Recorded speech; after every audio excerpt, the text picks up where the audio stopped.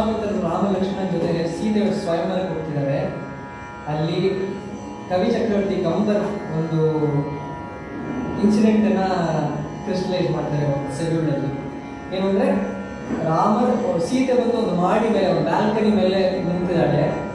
ರಾಮನ ಕೆಳಗಿಂದ first time ಸೀತೆಯನ್ನು ನೋಡ್ತಾರೆ.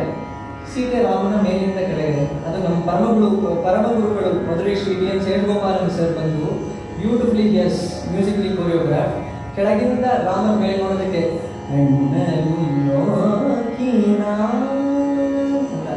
ಸೀತೆ ಕೆಳಗೆ ನೋಡೋಕೆ